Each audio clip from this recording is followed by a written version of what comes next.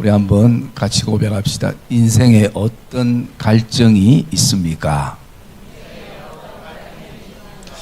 옆에 분들에게 한번 물어봅시다. 당신은 인생에 어떤 갈증이 있습니까?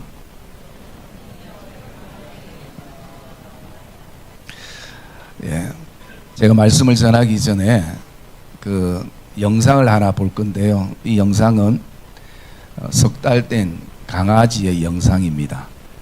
그래서 그 영상을 우리 잠깐 한번 볼게요.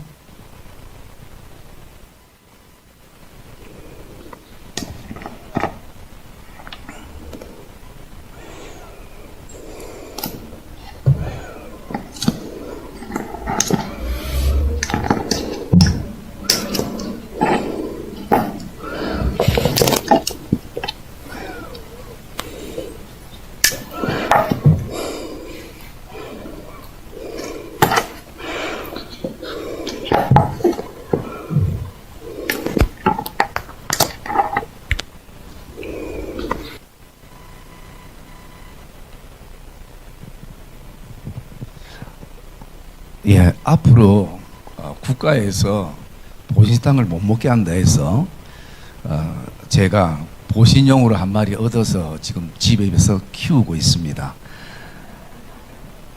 그런데 저 영상도 이제 제가 직접 찍었거든요. 저 친구가 1월 20일 날 출생이 되어서 겨울에 태어났더니 이름이 김겨울입니다. 예. 아마 이제 또 이제 여름 되면 여름으로 아마 이름이 바뀔 거예요. 이름이 사계절입니다. 여러분 저 영상을 보면서 어떤 느낌이 들었습니까? 제가 그냥 귀여워서 영상을 찍었는데 저 영상을 곰곰이 제가 바라보니까 마치 내 인생처럼 느껴졌습니다. 그 안에는 제가 느끼는 두 가지가 있었는데요. 첫 번째는 뭐냐면 굉장히 목마르고 갈증이 일어나고 갈급하고 소유하고 싶고 내 것으로 만들고 싶은 이 강아지의 모습을 보게 됩니다. 그리고 또 두 번째 제가 느낀 것은 아무리 내가 노력해도 아무리 저 뚜껑을 열려고 힘쓰고 애써도 때리고 해도 뚜껑이 열려지지 않는다는 것이. 그러니까 그 안의 것을 먹고 싶은데 먹지 못하는 모습을 바라보면서 저게 어쩌면 저 강아지 인생이나 내 인생이나 똑같구나. 주인이 그것을 열어줘야 길이 열리고 먹을 수 있고 쉽게 모든 게 풀려질 것인데 주인이 안 열어주고 이렇게 보고만 있으니까 내가 아무리 힘쓰는 인생이 돼도 열 수 없다라는 것이요. 여러분 오늘 여러분들이 정말 힘들고 또 쉽지 않은 결단을 가지고 여기에 왔었는데요. 어쩌면 우리가 살아가는 삶의 모습이 다르고 색깔이 달라도 우리 안에는 끊임없이 해결하지 못하고 있는 어떤 인생의 갈증이 있을 수 있다는 것이. 오늘 우리가 읽었던 이 본문에 보면 한 여인이 나옵니다. 여러분 이 여인이 나오는데 웬만하면 성경에는 그 사람이 등장하면 이름이 기록되어 있습니다. 그런데 이 여인은 이름도 기록이 되지 않아요. 그저 성경에서 우리가 부르기를 어떻게 부르느냐? 우물가의 여인. 그리고 거기 동네가 수가성이기 때문에 수가성의 여인 이렇게만 부른다는 것이. 이름 없는 여인의 인생의 모습을 이렇게 바라보는데 이것은 단순하게 한 여인의 인생이 아니라 어쩌면 우리가 살아가는 모든 인생을 대표하고 있는 한 여인의 모습을 우리가 볼 수 있게 되어지는 것이. 그래서 이 여인은 어떤 인생에 있어서 목마른 갈증을 느끼고 있는가? 첫 번째 보면요. 인간관계의 갈증을 느끼고 있습니다. 우리 오늘 말씀에 18절 말씀 우리 같이 한번 읽어볼까요? 18절 말씀 시작. 너에게 남편 5이 있었고 지금 있는 자도 내 남편이 아니니 내 말이 참되도다. 예, 여러분 남편을 5번 바꿀 정도면 이 여자분이 굉장히 예뻤다든지 아니면 참 행복할 수 있어야 되는데 이 여인이 지금 5번의 남자를 바꾸고 남편을 바꾸고 또 지금 살고 있는 남편도 사실은 내 남편이 아닙니다라고 고백할 정도로 인간관계의 갈증을 느끼는 것입니다.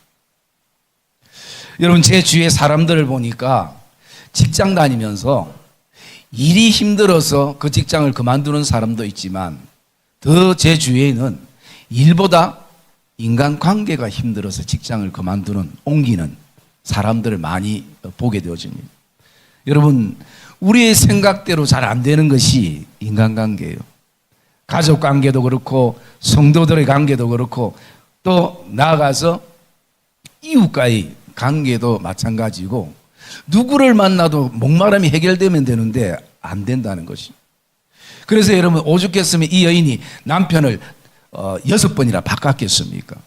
그런데요, 여러분, 아무리 남편을 바꾼다고 내 인생의 갈증이 해결되는 게 아닙니다. 중요한 것은 내가 바뀌어야 되는 것이.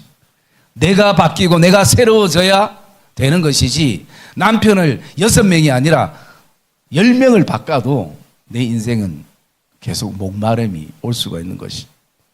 그래서 오늘 이 여인은 인간관계 속에 목마름을 가지는데요. 또 어떤 학자들은 이렇게 얘기합니다.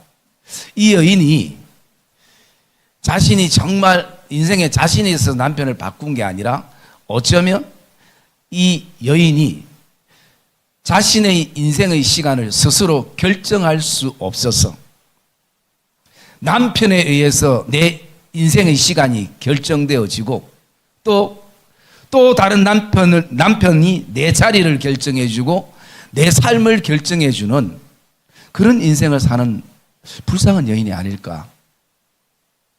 누구든지 자신의 인생을 또 자신의 자리를, 자신의 그 삶의 시간을 결정하고 싶은데 이 여인에게는 어쩌면 그런 결정권이 없을 수도 있는 것이. 그래서 이 여인은 끊임없이 인간관계에 갈증을 느끼고 있는 것이.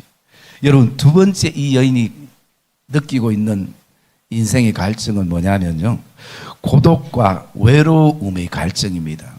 여러분, 6절 말씀 같이 읽읍시다. 6절 말씀 시작. 거기 또 야곱의 우물이 있더라. 예수께서 길 가시다가 피곤하여 우물 곁에 그대로 앉으시니 때가 6시쯤 되었더라. 예, 이 여인이 어쨌든 먹고 살기 위해서 우물가에 물을 떠러 갑니다. 그런데 대부분 우리가 일하고 노동을 할 때는 좀 더 한가한 시간이나 아니면 날씨가 좀 좋은 그 시간대를 선택하는 것이. 여기에 6시라는 것은 우리나라 시간으로 바꾸면요, 항상 유대인 시간에는 더하기 6을 하면 우리나라 시간으로 바뀌어요. 그러면 이 6시라는 것은 6을 더하면 낮 12시인 것입니다. 우리 한국은 날씨가 괜찮기 때문에 12시에 다 활동하지만 이 중동 지역은 12시에서 1시에는요, 사람들이 거의 활동을 하지 않습니다. 왜냐하면 햇볕이 너무나 강렬하기 때문에 일을 못해요. 일하다가 화상을 입게 되는 것입니다. 그러면 이 여인이 왜 가장 햇볕이 강렬하게 내리쬐는 그 시간대에 우물가에 가는가? 그것은요, 사람과 안 만나고 싶은 것이, 사람과 부딪히고 싶지 않는 것이. 우물가에 사람 많을 때 가면 또 거기서 어떤 내에 대해서 어떤 인생의 얘기가 나올까 싶어서 두려운 것이. 저 여인은 어쩌다가 남편이 5번이나 6번이나 바꿨는지, 어떻게 저렇게 인생을 사는지, 사람들의 그 얘기들, 어쩌면 가장 무서운 게 사람인 것이. 그래서 이 여인은요, 그 사람들이 없는, 아무도 안 오는 그 시간에 물동이를 들고 그곳에 우물가에 갑니다. 왜? 그게 편한 것이. 대인기피증이 그의 마음속에 생기는 것이. 그런 어떤 여인의 모습을 우리가 볼 수 있습니다. 여러분, 우리도 돌아보면 그렇습니다.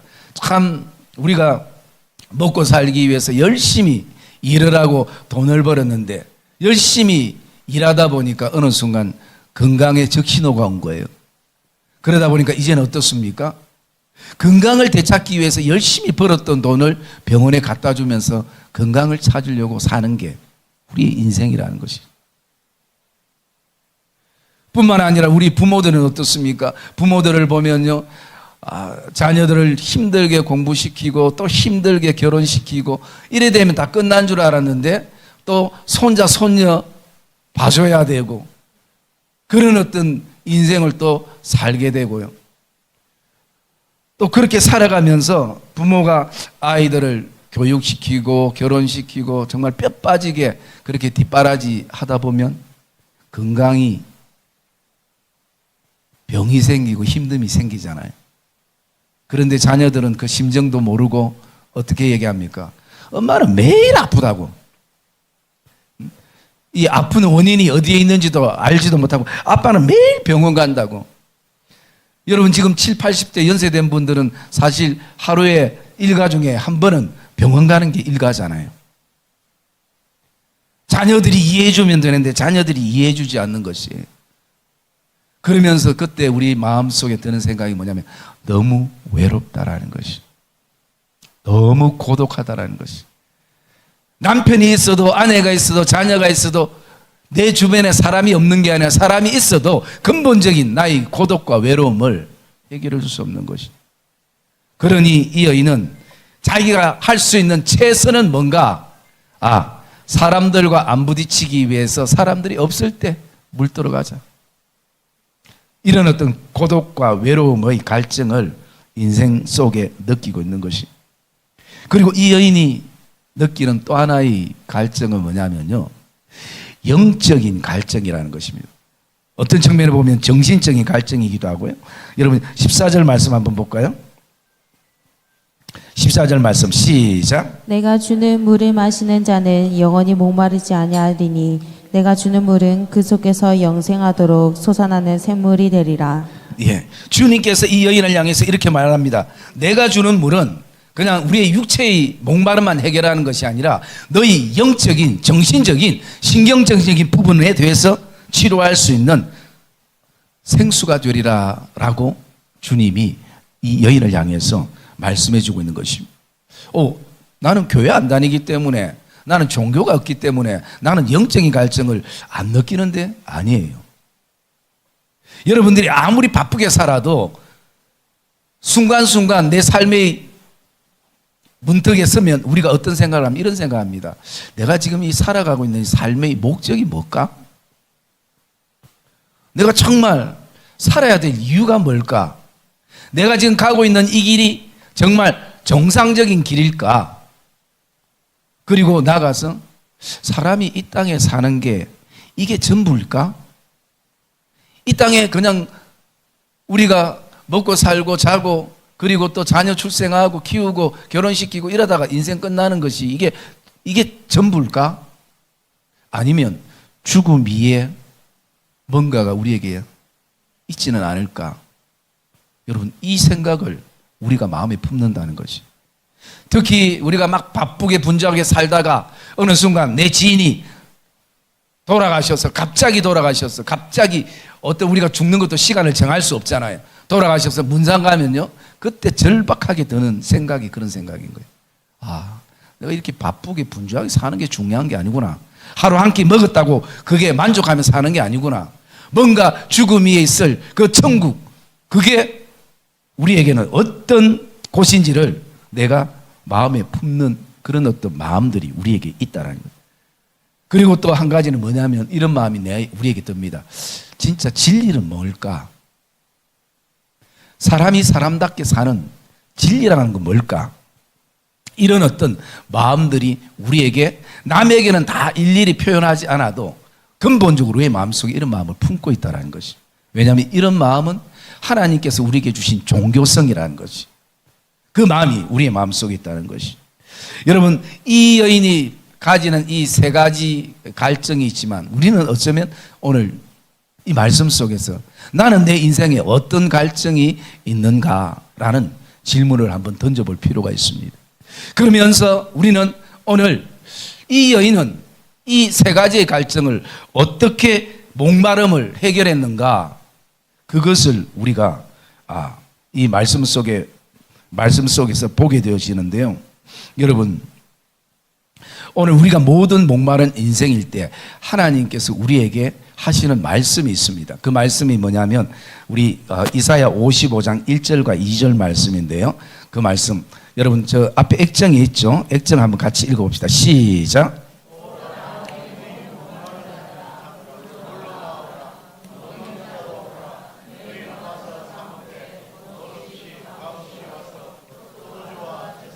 그 다음에 시작. 너희가 어찌하여 양식이 아닌 것을 위하여 은을 달아주며 배부르게 하지 못할 것을 위하여 수고하느냐. 내게 듣고 들을지어다. 그리하면 너희가 좋은 것을 먹을 것이며 너희 자신들이 기름진 것으로 즐거움을 얻으리라. 아멘. 여러분, 목마른 인생을 하나님이 아시기에 우리를 초대합니다.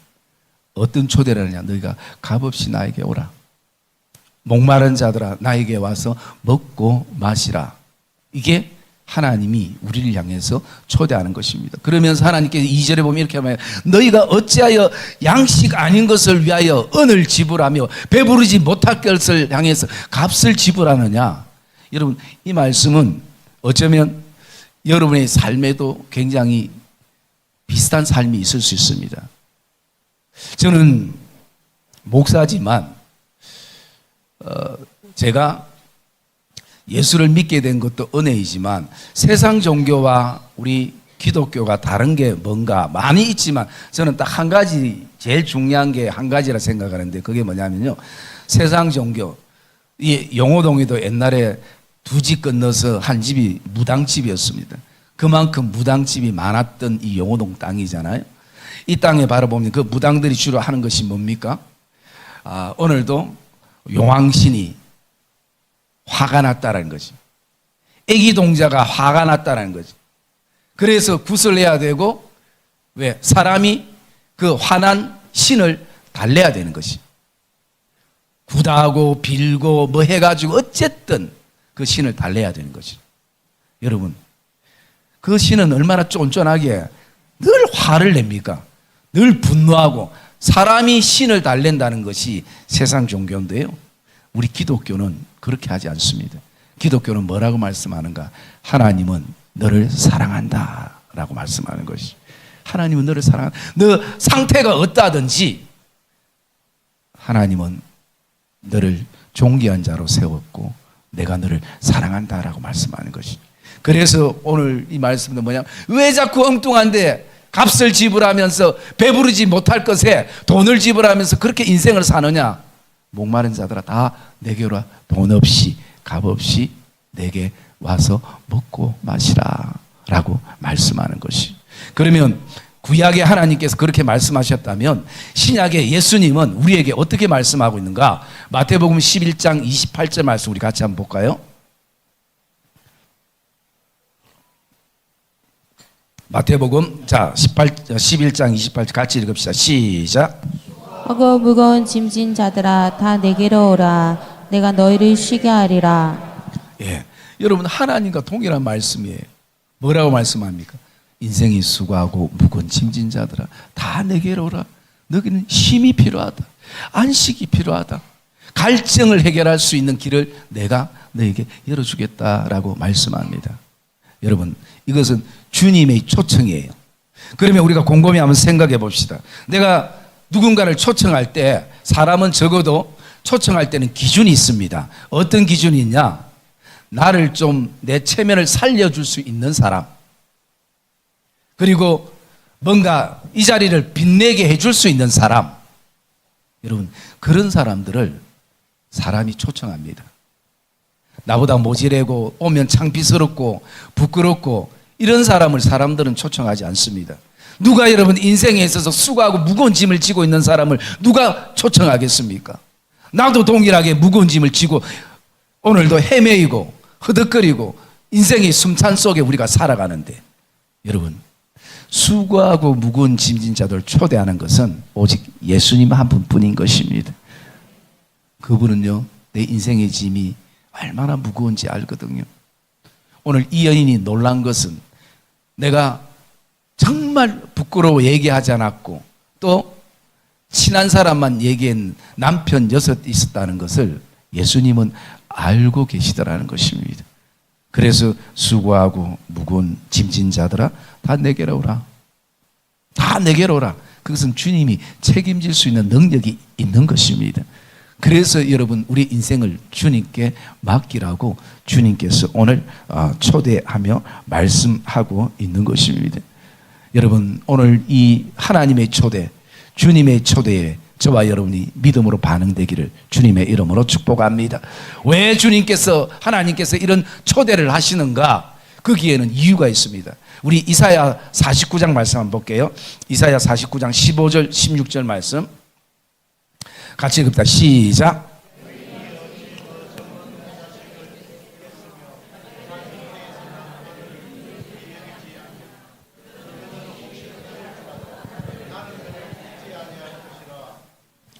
내가 너를 내 손바닥에 새겼고 너희 성벽이 항상 내 앞에 있나니. 아멘. 여러분 이것은 이스라엘 백성들을 향한 하나님의 마음입니다. 이 시대 내 인생을 향한 하나님의 마음을 표현하고 있습니다. 어떻게 표현합니까? 어찌 여인이 그 젖먹는 아기를 어찌 잊어버릴 수 있느냐? 여러분 아버지는 그 아이를 잊어버릴 수 있어도 그 아이를 출생한 여인은 엄마는 절대 잊을 수가 없는 것이에요. 자기의 생명과 같기 때문에. 그런데 혹시라도 간혹 그 어미가 그 아이를 잊어버린다 할지라도 나는 너를 잊어버리지 아니하리라. 이게 하나님의 마음인 것입니다. 왜? 내가 내 손바닥에 너를 새겨뒀다라고 말씀하고 있는 것입니다. 사랑의 믿음의 성도님들, 또 오늘 초대받아 오신 모든 분들 안에 이게 가슴 깊이 새겨지는 이 예배가 되기를 주님의 이름으로 축복합니다. 그래서 오늘 이 여인은 자신의 이 모든 갈증을 어떻게 해결했는가? 그가 우리 28절 29절 말씀 한번 볼까요? 28절 29절 말씀 같이 읽읍시다. 시작.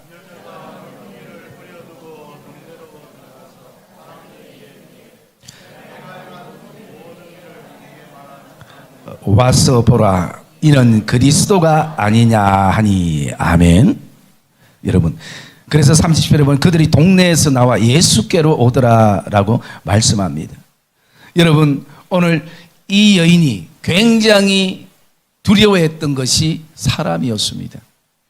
그런데 오늘 인간관계의 갈증이 해결되고 또 고독과 외로움의 갈증이 해결되고 가슴 깊이 표현하지 못했던 영적인 관계가, 정신적인 관계가 해결되니까 이 여인이 시키지도 않아도 그는 가장 두려워했던 동네로 사람들을 향해서 나아가서 말합니다. 당신들도 와서 보라, 이분이 하나님의 아들 예수 그리스도가 아니냐. 여러분, 오늘 예수 그리스도를 통해서 우리는 인생의 목마름은 해결된다는 것을 저와 여러분이 믿는 은혜가 있기를 주의 이름으로 축복합니다.